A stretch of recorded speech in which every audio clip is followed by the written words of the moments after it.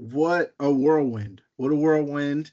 6 weeks. I think it was about 6, 7 weeks of a fun time. A lot of growth, a lot of reflection, a lot of vulnerability.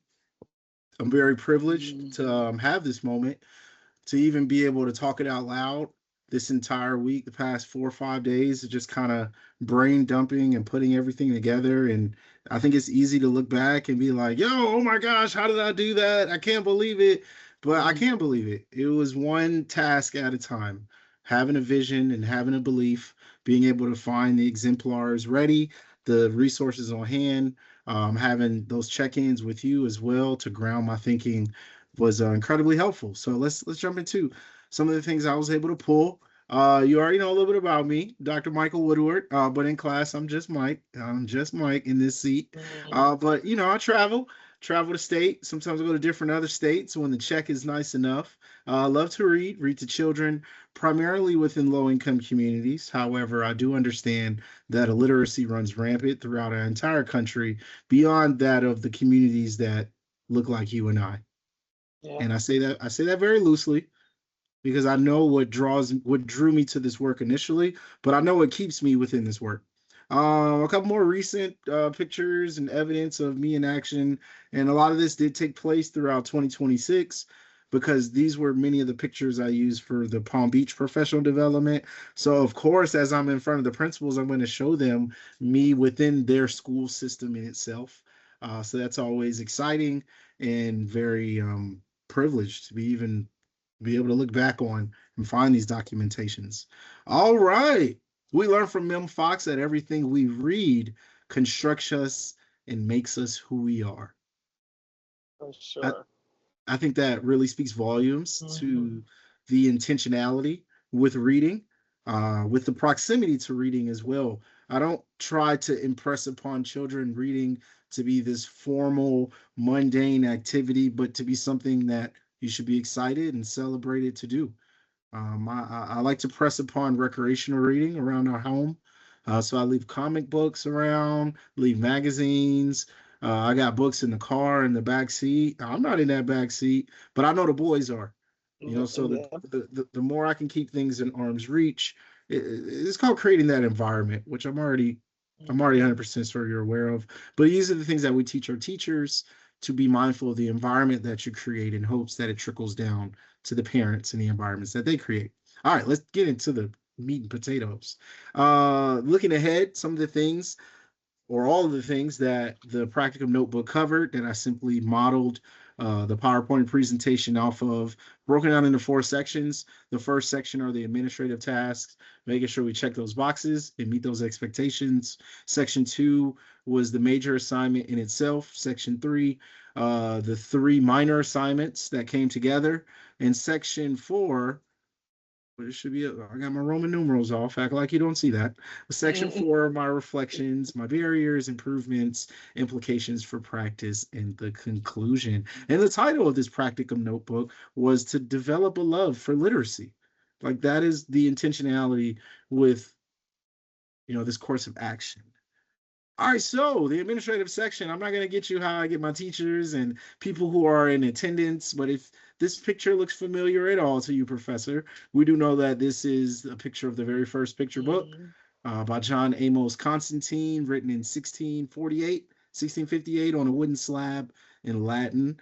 I always tie my presentations to this picture because many of us touch and navigate and kind of fiddle with children's books our entire lives, and we may never know what was the first.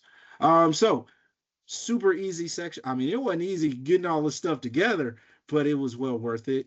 It's well worth it to look back, see the principal letter, to see the contract that we came up with, to have the 125 hours logged and broken down with all the different actions, preparedness, reflections, debriefs, the travel, the investments, the side quest meetings with the graphic designer. I did my best to make sure that we logged all of that stuff and had it all nice and polished and ready, presentation ready. I think my most proud form to retrieve is the observation form to ensure that we step into this space without having any excuses on why we couldn't do this, and whatever barriers that were present, we knew that we had to get this form, and we did. It was one of the final pieces of the puzzle But I'm very thankful that due to the relationship that I built with that teacher and also getting the contact information and of course doing what I was supposed to do with going in there, well, what I was entrusted to do in that classroom, I don't take that lightly at all. So I thought about it all day, as I reflected on these kind of things. I'm like, man, that lady did not have to text me back and do this form. That's my fault. I didn't have it printed out alongside all the other artifacts and blah, blah, blah.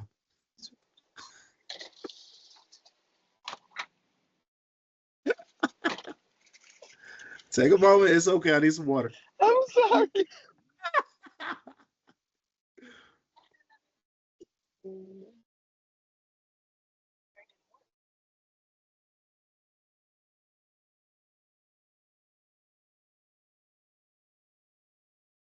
You good? You gonna turn into Spider-Man?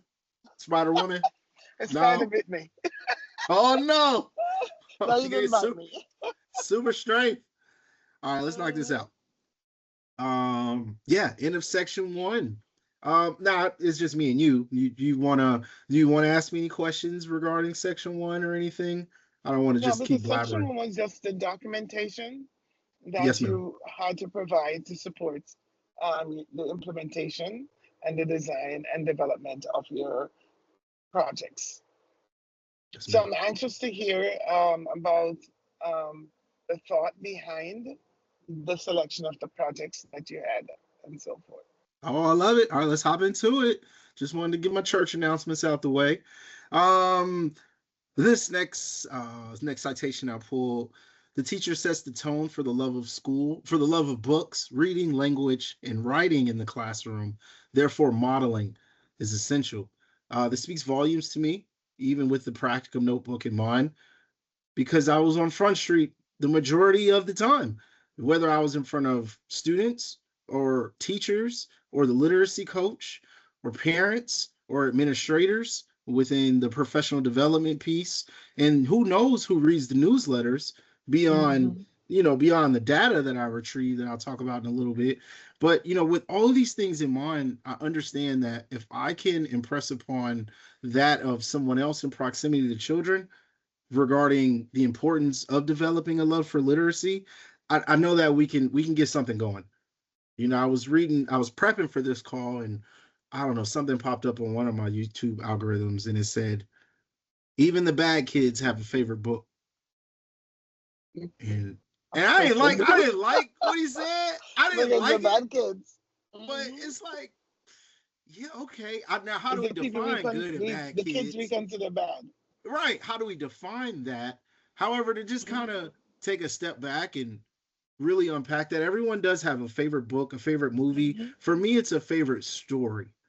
And for me, it's how do we get that child excited enough to want to turn the page and keep reading that story Yeah. as they would if the movie or the direct TV went out during a storm.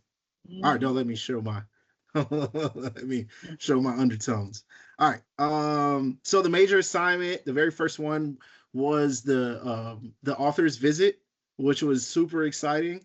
The plan was to visit this school that you had connections um, with the understanding that hey, summertime's around the corner, so let's do We our should best take to this make an one. impact. So I wanted to do literature circles. That was the initial idea. However, it was still effective and impactful to still go in there to build a hype around reading, to do a show and Mm-hmm. tell of my author's copies and catalogs. And yeah, we gave away some free books, probably more than we could afford it, but it's okay because it was worth it. And if I'm gonna ask somebody to do something for me, like a teacher, whether they're paying or not, I always like to leave them or a piece of me something behind. So I made sure the Yeah. teacher had an author's copy. The kids, they got free stuff. Kids who did a survey, that I'll talk about in a moment. I just gave them a book. Yeah, I was like, hey, just take it. Let's sign it. So it's 60 minutes, third grade class. My learning targets. I met with the literacy coach in the hallway. I asked what were her foci points. What are some things she would like for me to reinforce as we go into the arena? And she told me, reading comprehension. She didn't say a love for literacy, but she was like making sure the morale of literacy is still up over the summer. And I was like, Mm-hmm. cool, challenge accepted. Watch me work. So I went in there and I set up my little video camera. and we went to work, and it was a beautiful time. I love recording these kind of moments in my journey of authorship and even as a student because it helps me grow. It helps me look back and figure out, okay, that joke didn't really land, so we probably want to take that out of the script, or this part really landed well with children. So we have that evidence and that data to support beyond the observation form. I also passed out a book interest survey to students. That was the survey. Yes, that was this was Okay. the survey. So I had all the books laid out, and then I gave many students, sadly not all students. I'll tell you what I could have done better in a moment, but the overall Okay. intent of this form was to gain an understanding of which of my books drew the most attention, and I wanted to add a print aspect of it. You had to write. You had to tell me why. Yeah, I'm gonna give you something, Okay. but I need more than just you circling the prettiest book. So I got a couple of reflections, nothing too deep. Looking back, if I was to change or adjust my methodology, I would have done this before the read aloud. I think I spent so Okay. much time making sure the read aloud was good and making sure that students were, excited, that when the end came, all the excitement was just bubbling up, and I don't know. I should have started with the survey, but that's my error. All right, so moving on to the third section, all of the minor assignments put together. Fun times. The first one was the professional development for the Palm Beach County School District. It was about 50 minutes, probably about 20, 25 people in attendance, from administrators to nonprofit organizers, people who worked as extensions to the district. So it was a wide array of people, but they were all educators. So that Oh. was a commonality between each of them that I thought was interesting. And it also was something that kind of had me like, all right, it's got to be tight. We can't go in here and not half knowing citations and stuff like that. But we met it with excitement, and we talked about the power of storytelling, identity, and representation. So it was awesome. It was a great contribution of color that the Office of, they got a super long name, African American Studies, Holocaust, and Jewish Studies. So it was a beautiful experience. I got to stand before a lot of people and also create another digital footprint of the importance of children's literature, multicultural literature, and theorists as well, who are like-minded individuals like you and I. So that was good. Good How did they put experience. those group of people together? I saw a couple of the invites. I know they sent some blasts out to the district. I want to say they Oh, offered okay. points. They had incentives for teachers to sign up. And it was a good crowd. But I drove up there from Miami at Palm Beach County High School, Palm Beach Lakes High School, and yeah, time well spent. Added to the Vita. Yeah. Any questions? Anything you like? Oh wait, oh no, I'm sorry. There What was was that? qualitative data. Yeah, the Uh, data on that. we got some Mhm. data, a lot better than the survey, the impact of the survey. I re-strategized, and I was like, all right, we got to be a little tighter with being able to talk about what we experienced. So on the very, very last slide, before I closed it out, I made sure I had the QR code that was accessible, because people were taking pictures of the PowerPoint slides anyway. So they might Yeah. as well take that phone out and let's do the survey together. I didn't force anyone to do it, but I certainly cough, cough. I And need your help encourage. with this, you guys. It makes me better. Don't give me all good stuff. Give me the truth. So, before I get to the evidence, it was hosted through Mailchimp, the same service provider that allowed me to do the newsletters that I'll talk about. This is the survey. It was about 4 questions. I don't think that's a Likert scale. If I were to put it like neutral, most Neutral. degree, Yeah. then yeah. So I don't think that's a Likert scale. But I still gave people the opportunity to tell me like, was it good? Was it not so good? I wanted to know their takeaway. So beyond whether you liked it or not, I needed to know: are you walking away with something? Something. Yeah. So that's beyond the emotions of it, and I I got some critical thoughts, so that's always good. Okay. And of course, areas for improvement, and then add them to the campaign for future newsletters. So they all signed up and they all helped. So some of the data, we got 7 responses out of about 20 people. So that was good. Nice. And a lot of people, they were racing to Get get out. to the stage to get a book. So I'm kind of like, Oh, yo, to I get a got book. enough Yeah. books. Don't worry about books. I need you to do this survey for me. So we got 7 when the dust settled and I got home and I was like, okay, all right, we can do something with this. It was some good stuff. I think someone told me I need to slow down a little bit, let them take in the data. If you were to visit the video to watch it, the data is, I watched it. oh, thank you. I did. So the data from the Wisconsin Cooperative Children Book Center is beautiful. I mean, it's grim, but it's very small because it's so much of it. So I knew Yeah. that with 50 minutes, I didn't have the time that I wanted to really unpack and take people down the rabbit hole. So I can totally see why she or he would have given that advice. But there was a lot of other stuff that stuck out. The strategies. I try not to just talk at the wall and tell stories, but also tell like implications for practice. Like, oh, how can this is how you can use this. I don't care what grade level you're in. I don't care what grade level you teach. We can embed literature in some way, at some cost. So, any questions regarding the major assignment or minor assignment number 1? No. Right.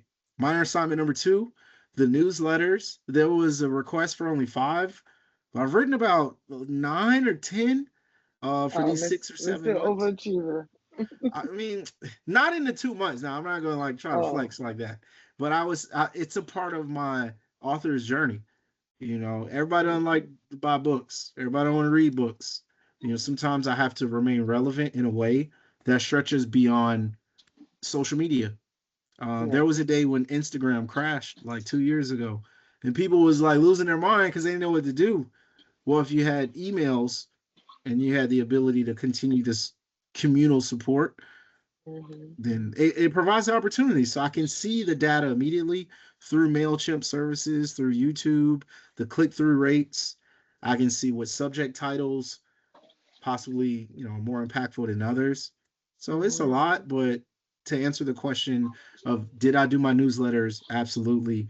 And we took it to the next level because, I like to exceed expectations. I invested in I think informational that was the one graphics. I saw.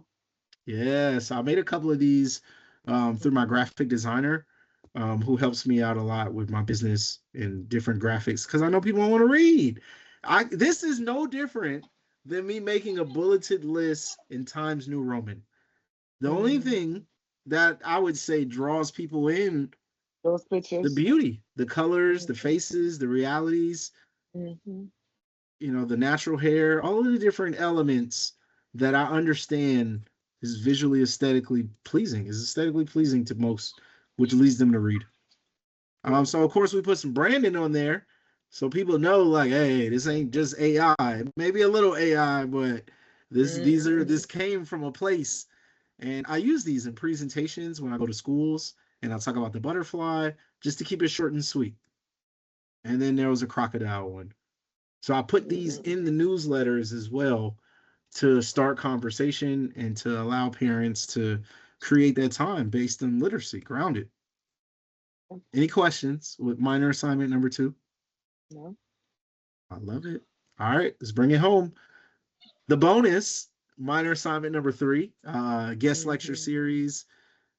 It was it was it was a good time. There was a lot of overlap.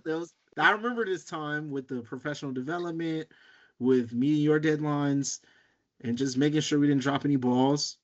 I don't want to say it was a stressful time, but it was a little anxious. It was a little anxiety ridden, as it's supposed to be with growth. So I'm very thankful to be able to formally talk about teaching context clues because it's what I naturally teach students when I do read alouds.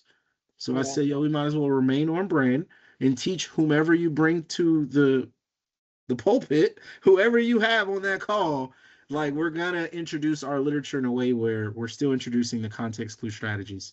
So I think it was like 20 minutes when I probably went over because I usually do. We talked about the brain, the reading rope, simple view of reading, the 5 pillars of literacy or the 5 components of literacy, and it really grounded us, and Yeah. we did a little check for understanding. As John Locke teaches us, what did he say? We should incorporate play wherever we Mhm. can when it comes with learning. So yeah, I know how competitive people are, but at the same time, reinforcing the ideology of what we were teaching for context clues. So we weren't able to record when you and I came together with the students. I just did a second take and recorded it, for any, use later on down the line for me, Right. myself, for you, and new students, but definitely for me to get better at presentations as well.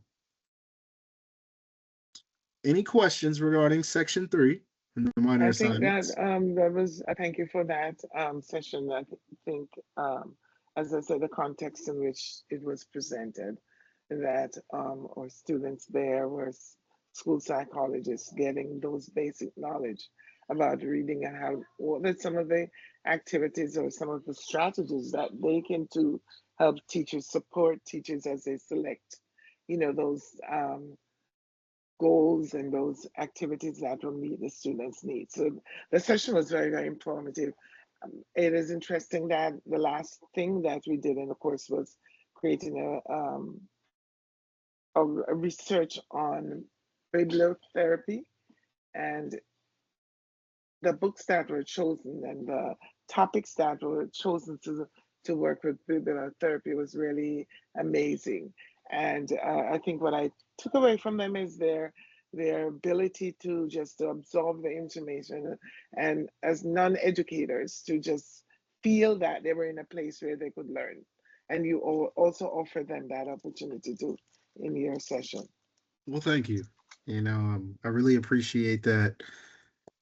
Knowing that we can all teach. We all do teach in some way. Hmm. So allowing someone the opportunity to refine their own pedagogy and find their own style within their own business, whether that's school psychology or nursing or Yep. or being a lawyer, being able to transfer knowledge from your mind to someone else and inspire them to want to know or learn more, I think is one of the ultimate gifts to be cherished. So, okay, let me land the plane. See, that was you. That wasn't me. That was you this time. But thank you so much for that feedback, because I definitely got off the phone like, I hope I made a difference, Yeah, and you did. and I also got off the phone understanding that, all right, we can be a little tighter with how we, ground people who may be a couple steps away from, that proximity to Hmm. teaching, read alouds, and context clues. So it was very reorienting and humbling as well through the questions and the pushbacks and all that good stuff. All right, cool. It's an easy slide, easy section, one slide. So a lot to say, but I saved it for the notebook. But in a nutshell, and oh, one more thing. The notebook is 30 pages, but it's a lot of pictures and screenshots and evidence of Okay. reference. So yeah. Um, but my writing is good. You better stop. I'm entertaining. You better stop. All right. So reflections, areas for improvement. I think my author visit, my run of show could always be better, could be tighter, my minute by minute. I am a chatty patty. I love to talk. I love to crack jokes. And sometimes that may derail me from tight, like, yo, you only Yeah. have 50 minutes. There's another presenter after you, or this, and that. So I think becoming better at that. Also, the methodology with seeking qualitative and quantitative data could be something I can be better at. I think it was really pat myself on the back by changing my strategy with the delivery of the ask for qualitative feedback. It was Hmm. different from the author's visit in the professional development.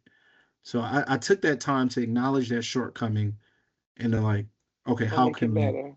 how can we mitigate that? How can we not be in front of this lady with excuses at the end of the semester for 2 failed attempts at getting data? So I'm proud, but 7, it could be better, I but think 7 is good. thank you. I appreciate that. Some barriers. I look at barriers like excuses. I mean, I don't want to like call them excuses, but let's call them what they are. But the reality of it is that they existed.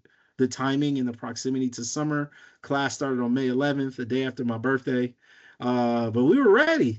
But Miami-Dade County Schools ended first week of June. Yeah. So both of us, not just me, but we're both asking a system already in place that is preparing for the departure and the much needed break. So I want the record to state that I am very thankful for you to take that time to email those people and kind of galvanize. It takes a lot of trust in this game that we play. And I use game very loosely because like these are people's livelihoods and children who come to be. But I really appreciate that, Professor. Mm-hmm. I don't know what we'd have done if it would have been delayed another 2, 3 weeks. And yeah, I mentioned overlap in my barriers, but it's nothing like if everything had to happen in June, I don't know how it would have happened. The Yeah. guest lecture, the professional development, the newsletters, that's gonna always happen. But the author's visit, it just would have been a lot. We would have made it through, but I'm thankful for you. Thank The other you. barriers, they're irrelevant. That was the biggest one, the proximity to summer.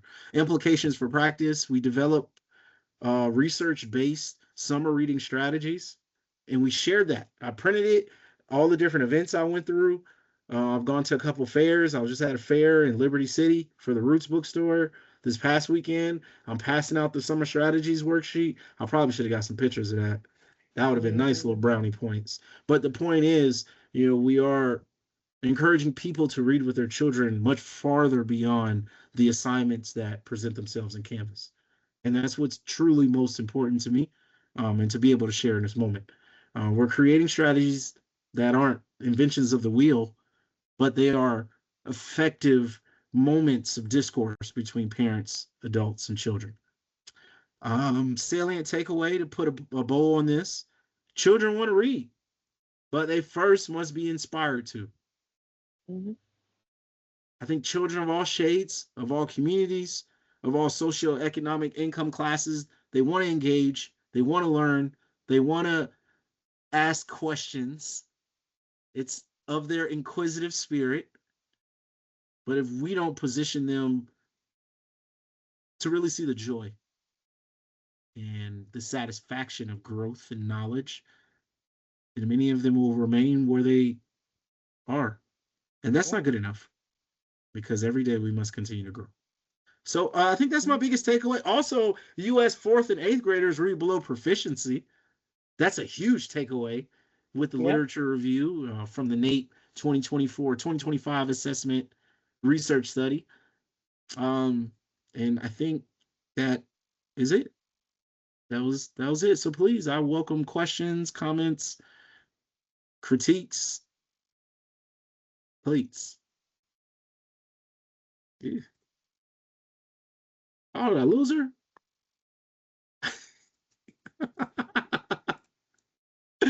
She's like, all right, you good. You got the grade, Mike. You good.